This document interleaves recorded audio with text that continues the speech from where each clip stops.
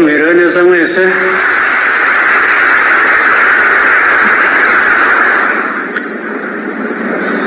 Abayobozi b'inzego nkuru z'igihugu cyacu muri hano, mwebwe mumaze kurahira, n'abandi bayobozi bose bari hano n'abanyarwanda badukurikira, nagira ngo mbanze nshimire abayobozi bamaze kutugezaho indahiro, kandi ariko nibwira ko izo nshingano bamaze kurahirira bazazisoza ku buryo bukwiye. Rero tunyura hano buri munsi haheze abayobozi benshi, tubabwira byinshi, bimwe ndetse bisa n'ibihoraho, ariko ubwo kubisubiramo ni ukwibutsa inshingano tuba dufitiye igihugu cyacu, tuba tugomba kuzuza. Nizera ko buri gihe uko tunyuze aha hari abarahiye, hari n'abarahiye ibihe byashize, bakiri mu nzego zitandukanye z'ubuyobozi, biba bitwibutsa inshingano dufitiye igihugu cyacu. Bityo rero murabizi neza, kandi iyo mvuga igihugu cyacu,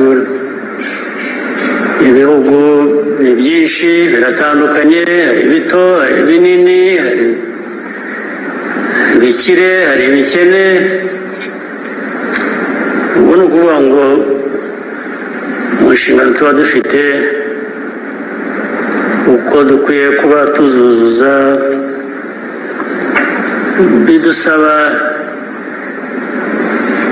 imbaraga zitandukanye ariko nyinshi. Abadashyiramo imbaraga ubwo baba bafite impamvu,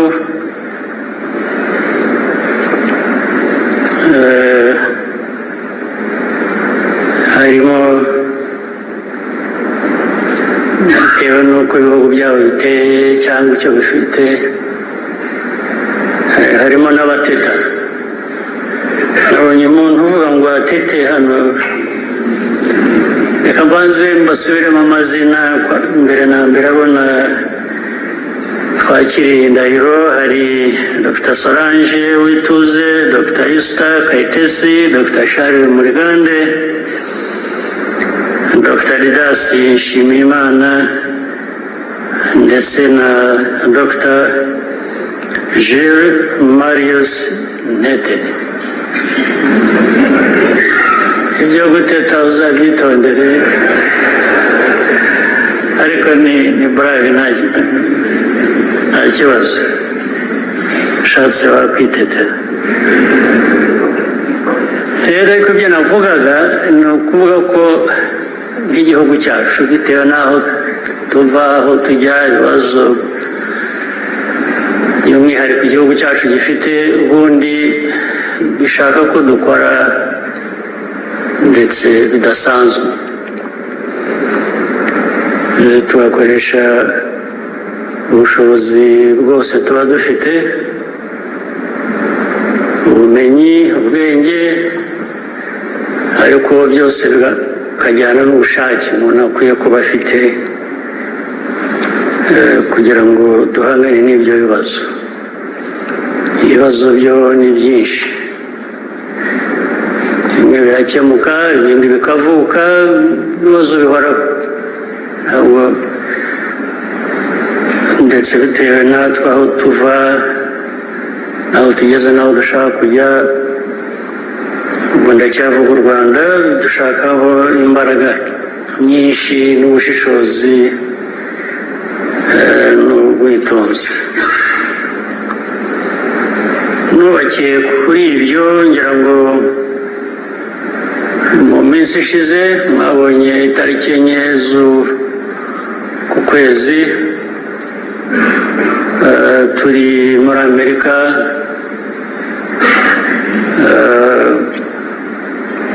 Washington DC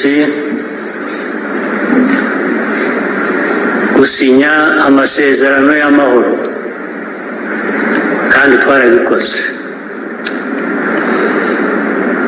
U Rwanda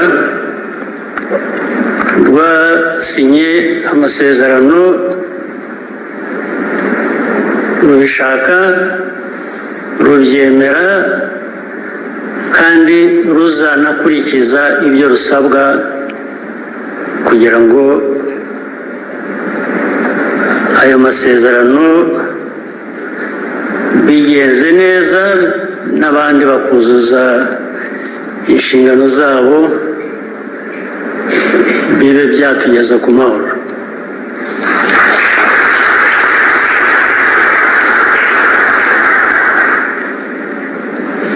Ariko inzira nk'iyo yo ntabwo iba yoroshye, nayo iragorana. Batavugisha ukuri, harimo byinshi abantu baba bifuza ndetse bitari amasezerano cyangwa se bumva byari bikwiye kuba byari mu masezerano kubera ko ariko babibona, ariko amasezerano bivuze ko hari ntabwo ubona byose ibyo wifuza ariko ubona ibyangombwa n'undi akagira ibindi abona. Tujya kujya muri Amerika icyo gihe mu by'ukuri hari hamaze iminsi, ibyumweru, ndetse nubwo tujya kujyayo no kuri uwo munsi twagiyeyo, bamwe twahagurutse hano, hari imirwano ndetse nayo ku gice kimwe itubahirije ibyari byarasezeranywe mbere y'aya masezerano twari tugiye gusinya. Twagiye rero biriho, ntabwo byavutse nyuma y'amasezerano cyangwa ntabwo byabaye kubera amasezerano. Hari ubwo njya mbona mu nyandiko abantu batandukanye bandika ko amasezerano abantu banyuranije nayo, bigasa nkaho twamaze gusinya ibintu byari mu buryo hanyuma twagaruka hakaba ariho iyo mirwano iba. Ntabwo ari byo, kugira ngo bivuge ko atari byo. Iki kibazo duhanganye nacyo nk'igihugu gituruka mu baturanyi, ni ikibazo gifite amateka, gifite politiki, gifite ibintu byinshi bidasobanutse. Kugira ngo rero bisobanuke, bihe abantu umurongo w'amahoro dukeneye, amahoro turayakeneye, ndetse sinzi ko hari abantu bakeneye amahoro kurusha u Rwanda. Turifuza amahoro kandi tuzi ibura ry'amahoro, kuko twabaye mu bihe bitagira amahoro byinshi. Ibyo dutakaza turabyumva, turabizi, kuko hatakaramo n'ubuzima bw'abantu.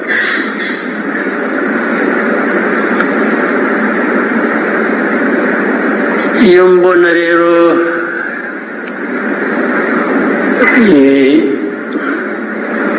ibiganiro cyangwa imvugo isa niganisha ko ikibazo kiriho ubu cyabaye nyuma yo gusinya kumvikana ku mahoro, bikaba ibibazo byose bikikorerwa n'u Rwanda. Usibye ko ntabyumva, ngera aho nkavuga ngo u Rwanda wenda nicyo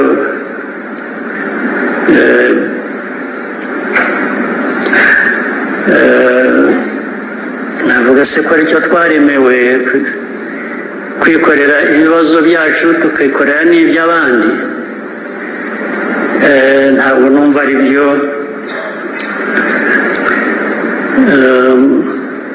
kuko ibintu bimwe biravugwa biri hanze abantu barabibona nta gushakisha nta kintu abantu bataje wabyirengagiza gusa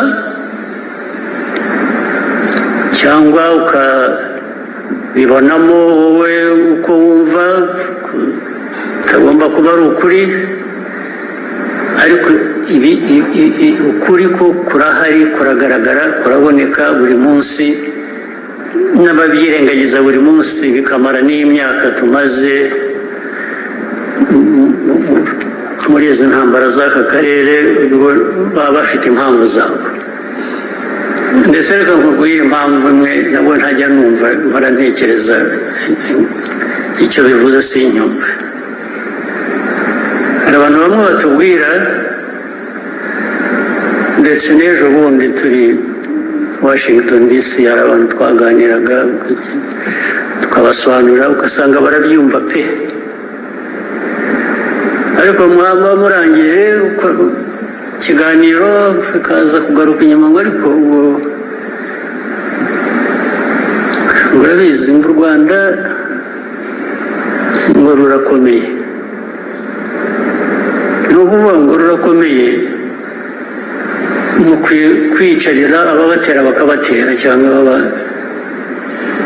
bababwira ko mu mateka y'ibintu ko nyazi cyangwa muri politiki cyangwa ibindi ntabwo ndumva icyo ibyo bivuze ntabwo nabyumva. Gukomera twe dufite ni no gukabya ni na gukeya usibye uko kwirinda abanzi tubarirwa hamwe mu mbaraga uko turagufite nta bushobozi burenze dufite bwo guhangana n'ibindi bibazo bituruta bitewe n'uko bimeze ariko iyo kwirinda gukomera rero byatuma utirinda byo simbyumva nta logic ntabwo nyumva ntabwo ndayumva neza ariko abantu bagahora babisubiramo. Ariko reka nsubire inyuma mu mateka munyihanganire babyumve ndetse abari hano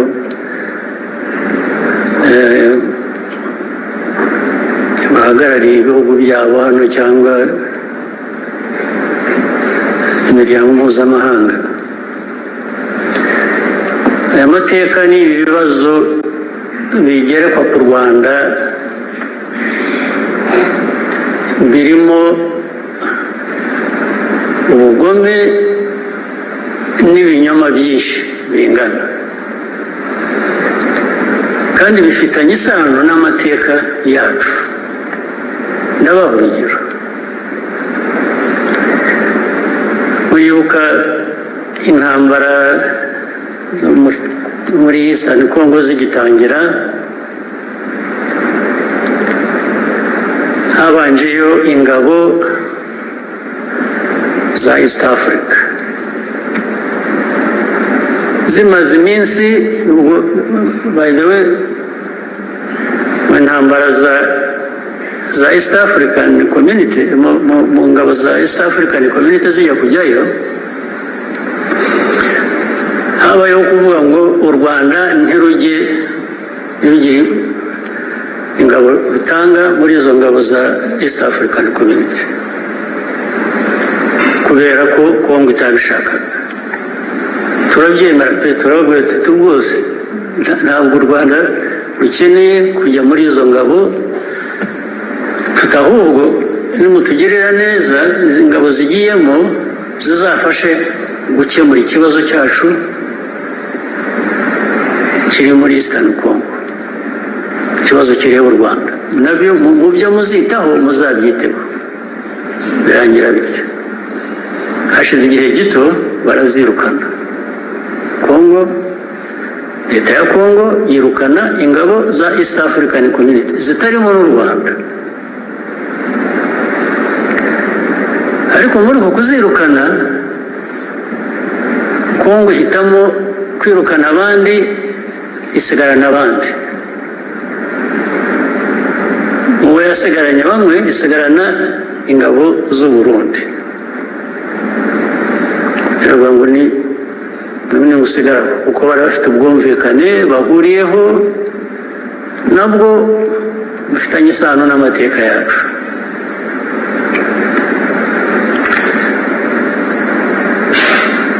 baba barambutse bagiye gusaba ingabo za SADC barazizanye irukanye za East African Community bazanye iza SADC ariko hagati aho Abarundi basigaye batangira koherezayo izindi ngabo ahubwo nyinshi zigenda zisanga za zindi zasigaye rero ikibazo rero gihera kikaba ingorane kikaba kinini uziko nafashe telefona perezida w'u Burundi ndayishimiye ndamubaza ingabo zari ziri mu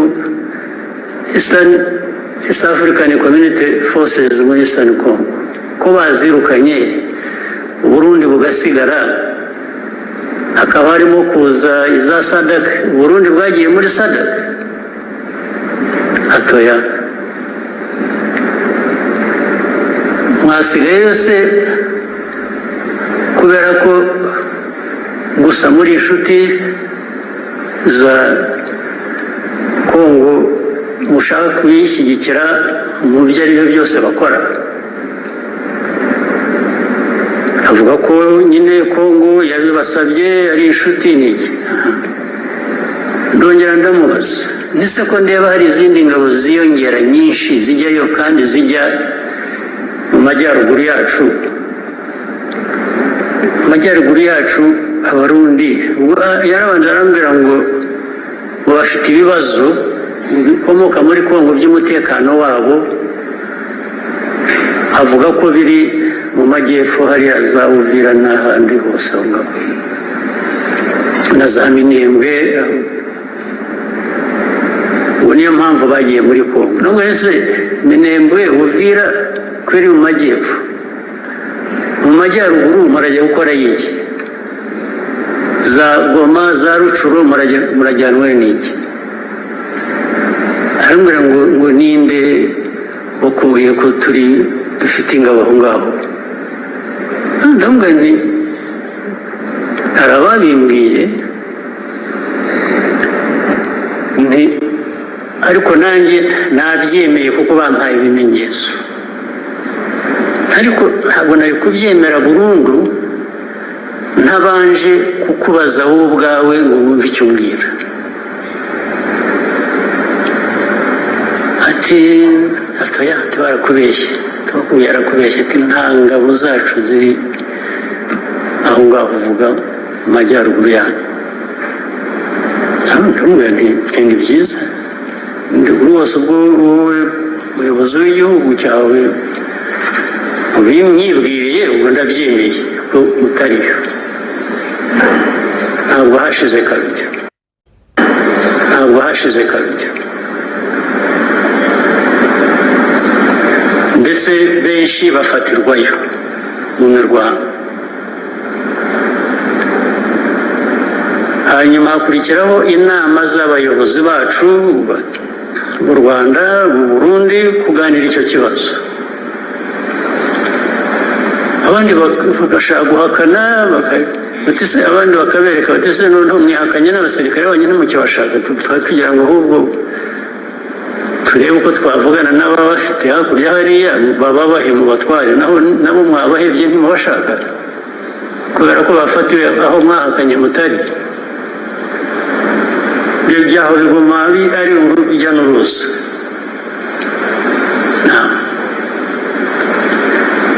ibyo byose rero hanyuma niba mwibuka ahantu za Warikare hari imirwano yahabereye ndetse abantu aba badufashije kugera kuri aya masezerano baradusaba ngo dukoreshe ubushobozi bwacu dusabe bariya bari bagiye za warikare n'iki bahave noneho bahereho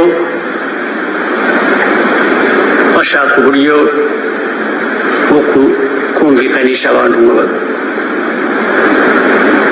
twinginga aba bahafashe barwana hariya hakurya FCM 23 barahava basubira inyuma bakimara kuhava batyo ingabo z'abanyekongo ziraza zirahija zirahafata so tukabwira izi nshuti zacu badusabaga ngo tugire intervention kandi tusubu uzongera kutubwira ngo dufashe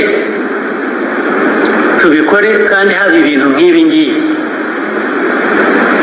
bijyaho nanone urujya n'uruza biganira bati tuzabwira bariya twavuga ariko barahera barakomeza barwana n'abo twabwiye ngo basubire inyuma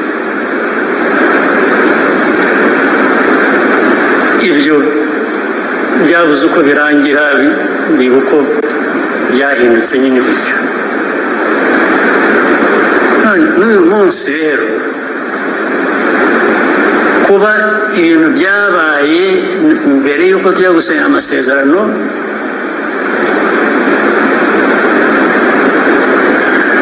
na nyuma yaho bigakomeza bikavamo ibyabaye muri Uvira n'ibihumbi by'abarundi bari muri Uvira bari muri ibyo bice bya za Minembwe bagiye za Karemi bagiye za Kindu bagiye warikare bagiye za Kisangani bafite ibihumbi birenga 20 by'abasirikare ukibaza ariko abarundi bangana batya izi ngabo z'abarundi zingana zitya zagiye muri Kongo hari chaos iriho bariho barashaka kwica abantu muri za Minembwe nako barabishe birirwa bababombinga na za tirare na drones n'ibintu byose aba bantu ku isi birirwa bavuga babaye rero abantu baratakambye habura batabara ejo bundi izi ntambara zivuyemo ibyo navugaga muri za Uvira intambara irahaguruka y'amahanga ngo ni u Rwanda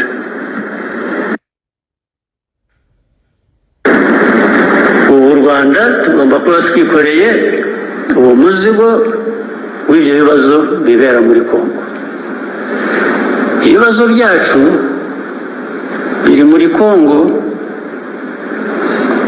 FDLR n'abandi babanje kuvuga FDLR ntibaho FDLR ni bake ariko mwari mwagerana muri ntabwo muzi moto hafa muzagiye murebe intera hamwe bahoze n'abasirikare ba kera kuko baratubwiraga ngo intera hamwe ngo zagiye ngo ntabwo zikiriho ngo basigaye hariho abana babo nonese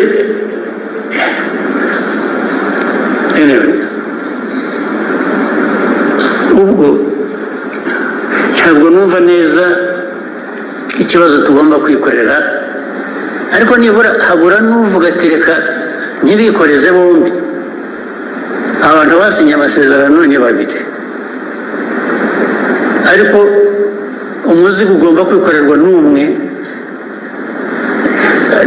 ushaka gucisha gushyira mu gaciro we nibura uwo muzigo ntuwikoreza abo bombi uko ari babiri niba umwe waba umubeshyera umushyiraho ibitari ibye ariko nuko bimeze rero n'ubu biracyari urujya n'uruza ntabwo birasobanuka ariko biracyakomeza ariko imijugujugu threats ibintu byose bivuga ko u Rwanda bagiye kurufata bakarusibanganya ntibigira umubare buri munsi ntabwo nsinzira mpamagara telefone iraje buri kanya hano bukira ahandi bukaba burakeye ngakomeza ku kibazo buri muntu wese azi, buri muntu wese arakizi, ariko u Rwanda rugomba kwikorera umuzigo. ariko rero kwikorera umuzigo byo tuzawikorera ntabwo twabigira, ariko hari uguhitamo, aho umuntu agera agahitamo ashize kabiri. Ndetse benshi bafatirwayo mu mirwano, hanyuma hakurikiraho inama z'abayobozi bacu mu Rwanda, mu Burundi, kuganira icyo kibazo. Abandi bagashaka guhakana, abandi bakabereka bati se noneho mwihakanye n'abasirikare bonyine mukibashaka, twari tugira ngo ahubwo turebe uko twavugana n'ababafite hakurya hariya bababahe mu batware, nabo mwabahebye ntimubashaka kubera ko bafatiwe aho mwahakanye mutari. Ibyo byaho biguma ari urujya n'uruza.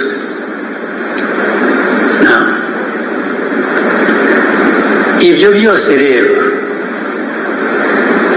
hanyuma niba mwibuka ahantu za Warikare hari imirwano yahabereye, ndetse abantu aba badufashije kugera kuri aya masezerano baradusaba ngo dukoreshe ubushobozi bwacu, dusabe bariya bari bagiye za Warikare n'iki bahave, noneho bahereho bashaka uburyo bwo kumvikanisha abantu ngo twinginga bahafashe barwana hariya hakurya FCM 23 barahava basubira inyuma. Bakimara kuhava batyo, ingabo z'abanyekongo ziraza zirahija zirahafata. So tukabwira izi nshuti zacu badusabaga ngo tugire intervention, kandi tusubu uzongera kutubwira ngo dufashe tubikore, kandi haba ibintu nk'ibi ngibi bijyaho nanone urujya n'uruza, mwabiganira bati tuzabwira bariya, twavuga ariko barahera barakomeza barwana n'abo twabwiye ngo basubire inyuma. Ibyo byabuze uko birangira, biba uko byahindutse nyine gutyo. N'uyu munsi rero kuba ibintu byabaye mbere y'uko tujya gusinya amasezerano,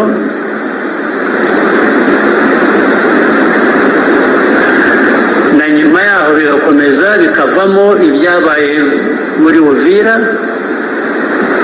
n'ibihumbi by'abarundi bari bari muri Uvira, bari muri ibyo bice bya za Minembwe, bagiye za Karemi, bagiye za Kindu, bagiye Warikare, bagiye za Kisangani, bafite ibihumbi birenga 20 by'abasirikare.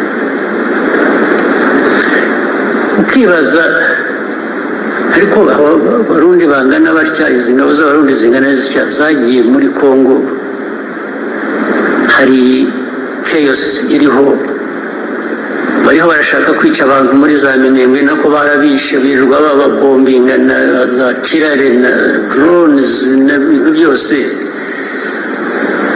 Aba bantu ku isi birirwa bavuga babaye, rero abantu baratakambye habura batabara. Ejo bundi izi ntambara zivuyemo ibyo navugaga muri za Uvira, intambara irahaguruka y'amahanga ngo ni u Rwanda.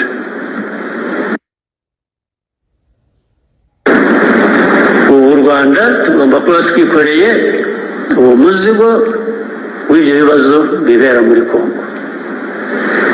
Ibibazo byacu biri muri Kongo.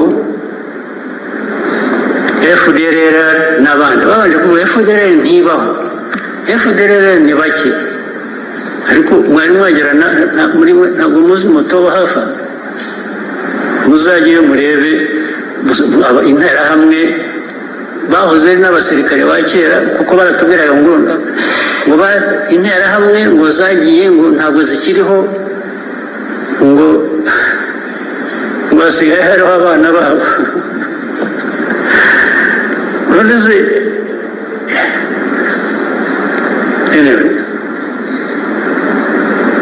ubwo ntabwo numva neza ikibazo tugomba kwikorera ariko nibura habura n'uvuga ati reka ntibikoreze bombi abantu basinye amasezerano ni babiri